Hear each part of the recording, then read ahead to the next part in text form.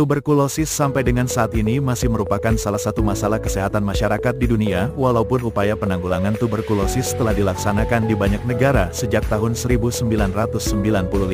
Tuberkulosis adalah suatu penyakit menular yang disebabkan oleh kuman Mycobacterium tuberculosis.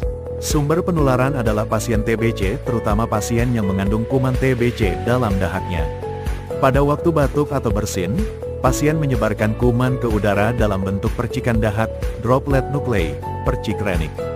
Infeksi akan terjadi apabila seseorang menghirup udara yang mengandung percikan dahak yang infeksius. Sekali batuk dapat menghasilkan sekitar 3.000 percikan dahak yang mengandung kuman sebanyak 0-3.500 Mycobacterium tuberculosis.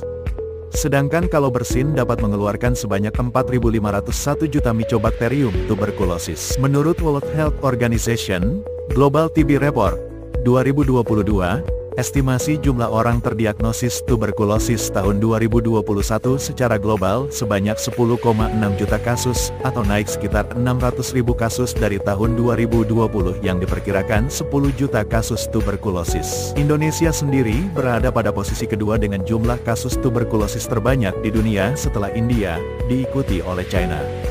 Pada tahun 2020, Indonesia berada pada posisi ketiga dengan beban jumlah kasus terbanyak, sehingga tahun 2021 jelas tidak lebih baik. Kasus tuberkulosis di Indonesia diperkirakan sebanyak 969.000 kasus tuberkulosis, satu orang setiap 33 detik. Angka ini naik 17% dari tahun 2020, yaitu sebanyak 824.000 kasus. Di Puskesmas Ciburayut sendiri diperoleh data bahwa pada tahun 2020 terdapat jumlah terduga pasien yang menderita tuberkulosis sebanyak 105 orang. Dalam pengobatan 59 orang dan yang dinyatakan sembuh sebanyak 57 orang, dan pada tahun 2021 terdapat jumlah terduga pasien yang menderita tuberkulosis sebanyak 108 orang. Dalam pengobatan 79 orang dan yang dinyatakan sembuh sebanyak 76 orang. Serta di tahun 2022 terdapat jumlah terduga pasien yang menderita tuberkulosis sebanyak 100 orang. Dalam pengobatan 85 orang dan yang dinyatakan sembuh sebanyak 77 orang.